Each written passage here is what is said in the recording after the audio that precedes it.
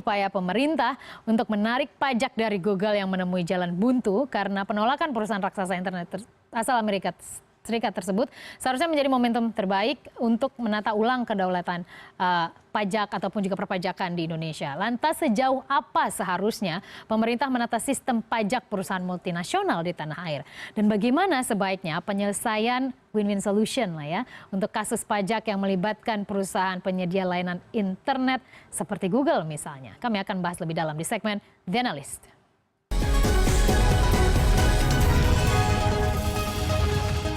Sudah hadir di studio 2 CNN Indonesia, analis pajak dari Dhani Darussalam Tax Center. Sudah ada Bawono Kristiaji. Mas Haji, terima kasih sudah bergabung bersama kami.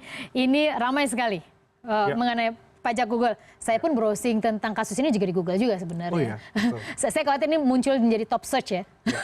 Tapi Mas Haji, sebenarnya apa sih yang selalu terjadi? Perusahaan teknologi ini banyak membuat negara maju sekalipun gagap menghadapinya. Karena tidak pernah terprediksi akan menjadi sebuah revolusi.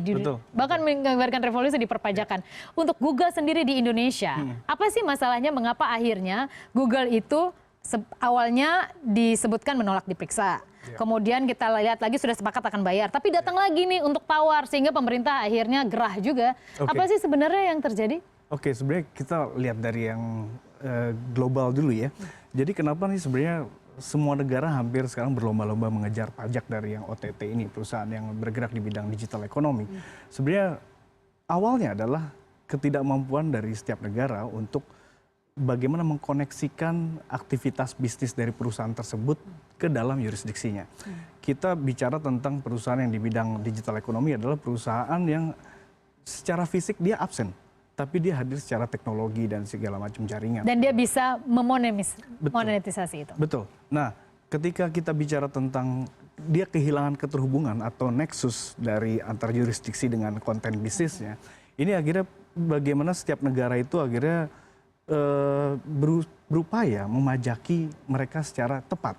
Nah sayangnya kalau kita bicara tentang skema atau konsensus pajak internasional yang berlaku saat ini, kita bicara juga sistem pajak yang sudah usang, yang tidak mampu mengikuti perkembangan juga digital ekonomi ini. Internasional pun sudah usang menurut Anda? Betul. Jadi dan akhirnya kenapa akhirnya di setiap negara itu berupaya mereka membuat caranya masing-masing. Seperti di Inggris, kita bicara tentang diverted profit tax, atau di India, equalization levy gitu ya. Nah di Indonesia ini kalau kita melihat, ini kan sebenarnya ada sesuatu dugaan ya, awalnya pasti dugaan dari adanya, loh Google ini meraup penghasilan yang banyak dari bagaimana mereka beriklan segala macam di Indonesia. Nah kemudian cara yang ditempuh oleh pemerintah Indonesia sejauh ini sebenarnya on the right track, dalam artian mereka berupaya, kalau kita lihat dari sisi yang DJP-nya dan juga sisi dari Keminfo, sebenarnya ini udah on the right track, bagaimana mereka berupaya jadi statusnya BUT atau bentuk usaha tetap. Terus kemudian tapi Google bilang dia tidak BUT, dia hanya punya kantor misalnya. Betul. Meskipun tercatat sebagai PMA dari tahun 2011. Iya, nah itu dia. Jadi makanya ketika kita bicara ini dalam proses yang sudah berlangsung mungkin udah 4 bulan terakhir ya. Ini sudah masuk dalam proses yang settlement. Jadi mencari titik temu. Settlement kan sebenarnya upaya untuk mencari titik temu. Settlement itu upaya untuk mencari titik temu. Iya, betul. Antara wajib pajak dan pemerintah. Betul. Nah, kalau kesepakatan ini tidak didapat, sebenarnya otoritas pajak dalam hal ini DJP sebenarnya bisa menempuh jalur hukum yang sebenarnya sudah tersedia juga, yaitu adalah pemeriksaan bukti permulaan. Penolakan diperiksa katanya akan dimasukkan sebagai bukti permulaan kalau tidak settle mungkin. Betul. Ya, jadi kalau sebenarnya ketika kita bicara pemeriksaan bukti permulaan ini sebenarnya udah yang cukup beresiko ya bagi wajib pajak, karena di sini nanti bisa berujung pada dugaan tindak pidana perpajakan di mana penjara pun juga bisa saja sanksinya dari situ ya. Nah ini sebenarnya upaya-upaya yang dilakukan oleh pemerintah Indonesia dalam hal menekan, ini sebenarnya juga hal yang dilakukan oleh banyak pemerintah lain. Tapi terakhir mungkin singkat saja, Mas Haji, saya ingin tahu, Inggris sudah berhasil tuh memajaki Google. Apa yang bisa kita tiru dari Inggris? Sebenarnya kita bisa membuat. Apakah revisi undang-undang perpajakan segera dipercepat? Ya itu bisa, tapi sebenarnya kalau kita bicara tentang pajak digital ekonomi, kita bicara tentang ini di luar skup dari PPH atau pajak penghasilan, undang-undang PP yang berlaku. Sebenarnya karena kita terbentur dengan adanya tax treaty.